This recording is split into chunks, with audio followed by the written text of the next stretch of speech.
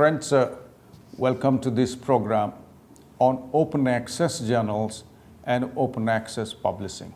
You have been very well acquainted with publishing, refereed journal publishing, publishing in high impact journals, and so on and so forth with higher citations, because your publications brings in more citations, qualitative citations.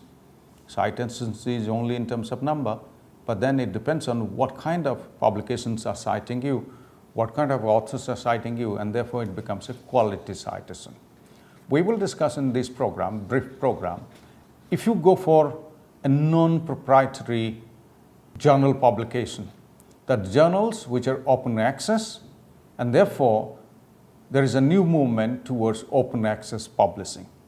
We will examine whether open access is acceptable to you, that from the point of view of cost, from the point of view of benefit, from the point of view of quality, from the point of view of wider access and availability in terms of democratizing knowledge creation and distribution. This is very important. We will very briefly discuss in this program about all these. At the backdrop of it, let's discuss quite a few things which have influenced open access publishing or open sharing in publications of refereed journal articles or research output. There has been an open education movement which talks about democratization of education, education for all, structural and academic flexibility, and open learning pathways. On the one hand, there is open education to remove restrictions for students' entry to educational institutions and educational provisions. On the other hand, once they come in, or even if they study at a distance, there could be support to students to proceed based on their own individual learning styles and individual pathways of learning. So the first one could be called open education, and the second one would be called open learning. So there is an open education movement towards open education and open learning. Secondly, there is an open education resources movement, which is talking about all resources declared under Creative Commons licensing. So from open education movement, we have moved towards what is called open education resources. If we still go ahead a little bit, we are talking about open pedagogy and open education practices. So first, movement towards open education or open education movement, leading to the movement of open education resources and the international legal authority for declaring authentic resources as open: print, audio, video, graphics, animation, data, web-based resources, and so on and so forth, under Creative Commons, C, Creative Commons. If we use that with this movement and with the use of these resources, if you are moving to the next step, it's called open pedagogy, and therefore leading to a much more curricular innovation called open education practices. All these are influencing what is called open publishing. So in 2001, the Open Society Institute in Budapest, they talked about open access initiative in the public, and this is from there taken off towards an open publishing regime or open publishing movement internationally. So open access journals, when you go for publishing, you have two kinds of possibilities in publishing. You submit your article, it goes to peer review, and you make revisions, and you declare your ethics. There is a research ethics, and so on and so forth.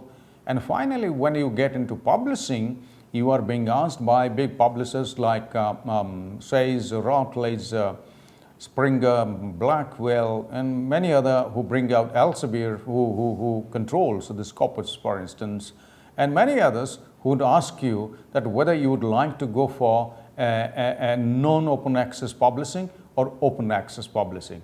If you are going for an open access publishing, you have to pay for that, and your publication would be made open to the larger public, and therefore you would much more people would start reading your paper, and there is possibility of greater citation, because you will be referred to by many.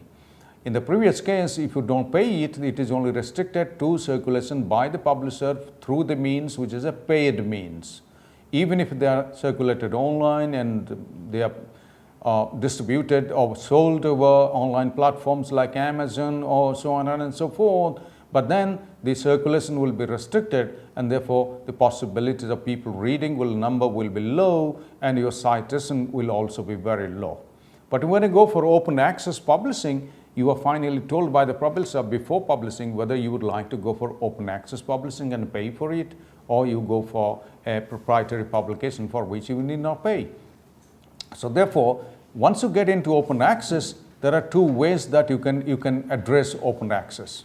That left hand side, you will find a gold access publication, and right hand side is described in the PowerPoint as the green access. If you go for gold access, which is called sometimes an hybrid open access, which is available immediately on publisher's website, immediately it is available. The final article is made available on publication, but you have to pay between 150 to 5,000 US dollars to get your paper published. And you can use as per user license by CC BY. So this is declared under Creative Commons CC BY. And the options are published in either Open Education Journal or Hybrid Journal. You have also the option for that. And the link to open data sets and protocols that you are allowed to link this paper to your data sets of the publisher. There are different kinds of mechanisms that the networks are available for others to access the journal, including the citation and so on and so forth. And you can also link that to your website, to your own blog, and so on and so forth. And transition to full open access is possible via transformative journal. So you can go for a hybrid and go finally through transformative process to an open access, fully open access journal. You must read it more. Different publishers have their different procedures for this, so that you would appreciate that how complex it is, but then how perfect and how scientific it is, provided you agree to that. On the right hand side, there is an open access green, which is not available on the publisher's website if you agree to that, because you do not pay for that, because no fees is paid, covered by institutional subscription. So the institution who is subscribing to that, the publisher would agree, since your institution is subscribing to the pack of the publication of this publisher, so therefore you are exempted to pay fees. But unlike the open access gold, the open access green pathway will not lead your paper to be available on the publisher's website, but you can link that to your website, to your blog, or to your repository. The author has the right to use, so this is CC BY, non-commercial NC and non-derivative, and therefore this is not for sale. You are not allowed to sell these. And of course there will be a link to the article provided. There is a free access by publisher after a period. So that simply means a free access gold will be immediately made available to the public, but the free access green will be available to the public after some time. And there is a transition to full open access not possible. So open access, as it is defined in the left hand side through a transformative process to full open access, is not possible when you declare under open access green. On the below footnote, you will find an open access journal which is paid, or it could be non-paid. Elsevier about 120 open access journals and 1,600 hybrid journals. Routledge has got an open access journal since 2006 and open access book publishing since 2013. And you will find more, say for instance like Springer. A lot of open access publishing these days is by Springer, for instance.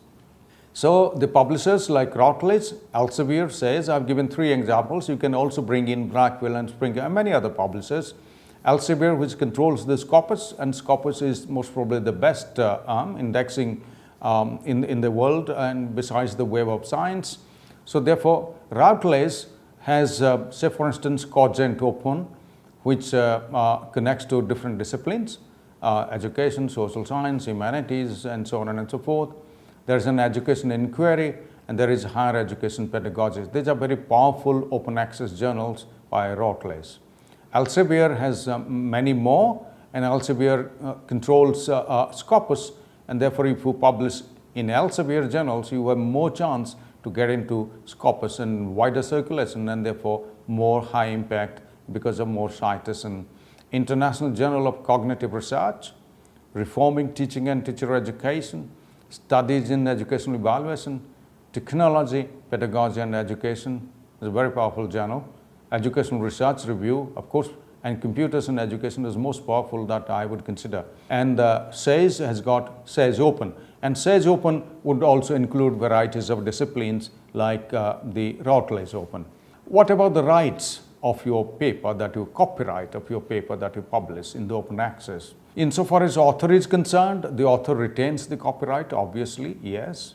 The patenting and intellectual property right is with the author, because if there is any patent, it goes to the author. And the author can circulate to others to refer to increase H index or the impact factor or the I index, for instance. So these days you will find the authors circulating their paper to many colleagues and authors, many others, that they should also read. That would simply mean that once they read, they would also quote the author, cite the author, and therefore H and I index of the author and impact factor of the author will increase. The authors are allowed to do that. It is legal to do that. What about the publisher? The publisher has the right to publish. Publisher has the right to share in all formats. And of course, you have to agree to the licensing. Once you have agreed to the licensing, the publisher will follow your licensing agreement to enforce your licensing against third parties, if at all. Service provider, technology, the publisher acts as a service provider. Technology, tools, production, repository. There is a journal development, marketing, customer service, in-house support for editors, reviewers, authors. That's the responsibility of the publisher. The third point, editor. The editor retains the editorial control, decision on the article. The publisher has no influence on that. And the editorial policies, the scope, peer review, quality of the paper, and so on and so forth is a prerogative of the of the editor.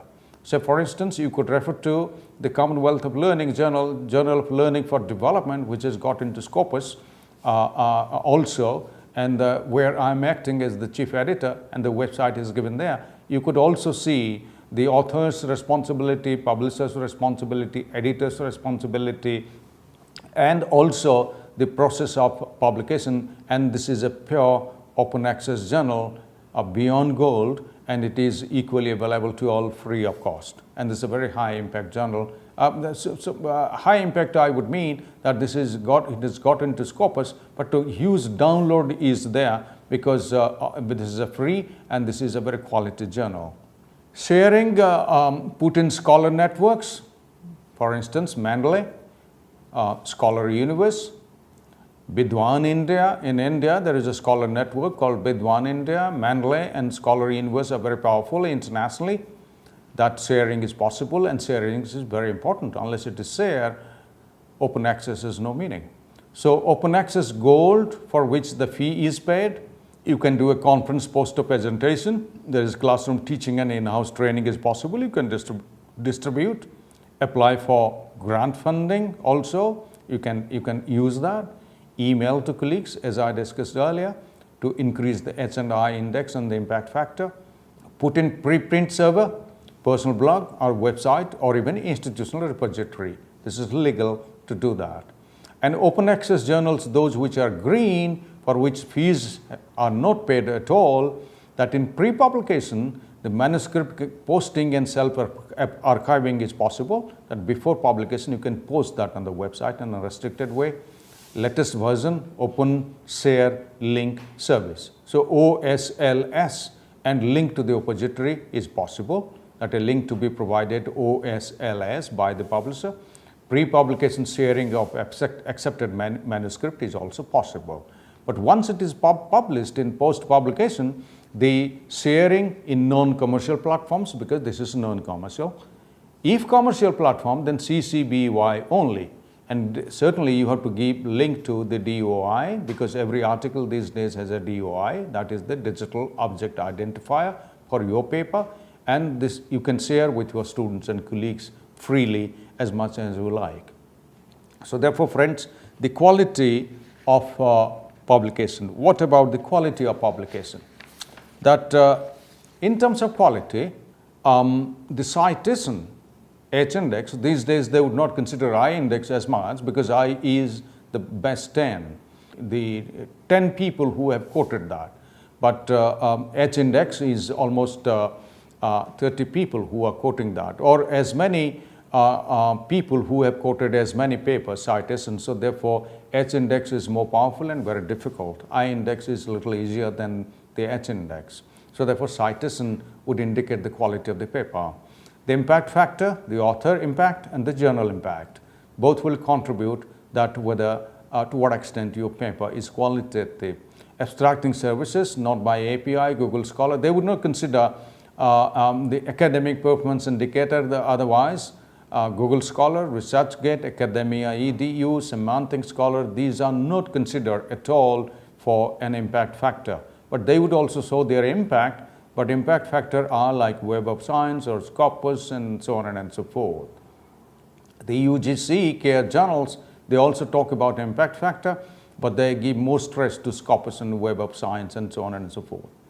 Elsevier, which controls the Scopus publications are linked through ORCID, and of course every publisher these days is talking about ORCID. The author has to get an ORCID identification, and once you get that, your circulation, your impact factor increases.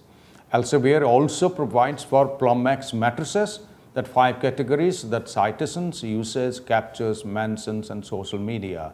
These matrices are available. Then matrices means these are indicators which will talk about not only citations but also the social media use, how many times it has been mentioned, how many captures it has, what is the kind of use that your paper is being made up to. So these analyses are also possible, and you can analyze your paper from the Elsevier PlumX matrices. Technicology is involved in this, friends.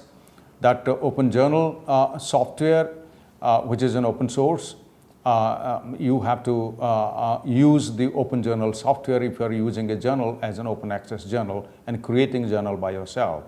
There is a public knowledge partnership, PKP. So PKP and OJS are common to journals. Like for instance, the journal that I am chief editor, the Commonwealth of Learning Journal, Journal of Learning for Development, is both OJS as well as PKP. It uses the Open Journal software. It is in the public knowledge partnership. And there is an ORCID that each author, open researcher and contributor ID.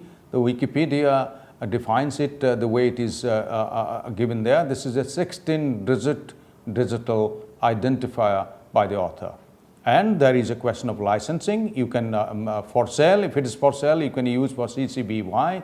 If it is non-commercial, not for sale, you have to declare under CC BY and an NC, and there are different pathways and parameters that you have to follow if you have to declare your open access journal either by CC BY or CC BY non-commercial. PubMedical Central, which is a global research repository, and there is a Crossref, global web services for research. These are used by authors and researchers to get into the journal. And finally, 2 more points. How to publish. You have to indicate your intention, rights and access form in the publisher's website. You have to sign a publication agreement and a copyright agreement.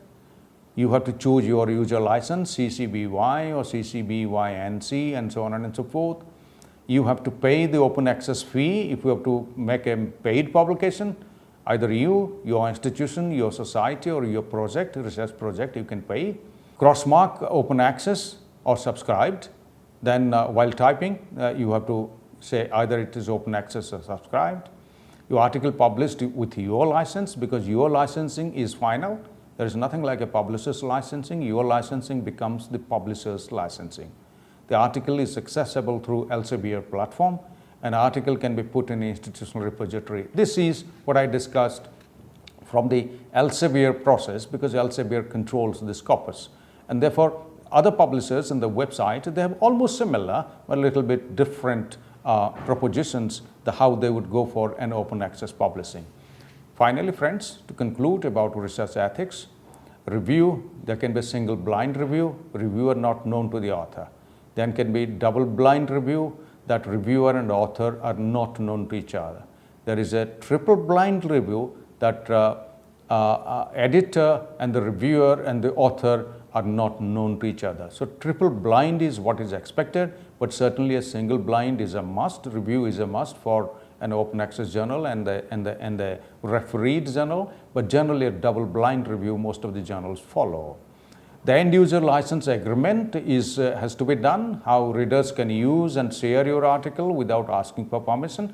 This license agreement has to be done with the publisher.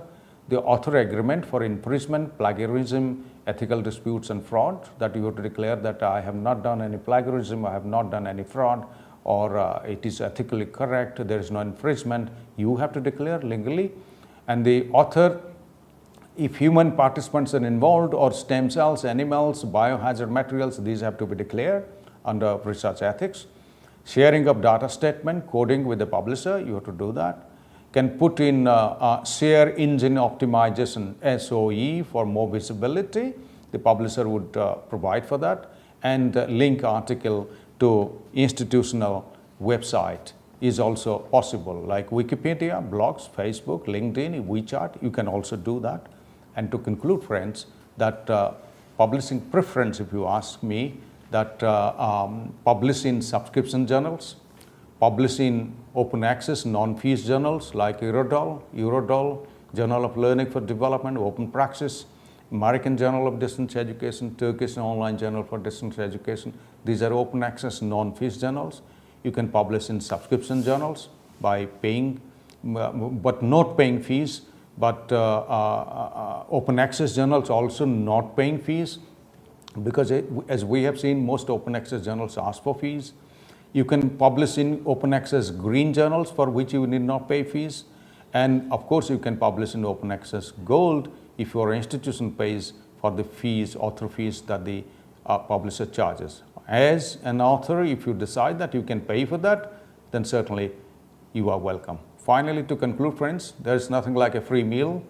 You pay for more citations and H-index, there's more payment involved, but those capable of paying pay for the non-capable to access and use. And if you can pay and take care of an open access and open sharing, thousands of people will benefit from that. So this is the most democratic process, that those who are able to pay, they pay. Those who are not able to pay, they could access and read it and access it more.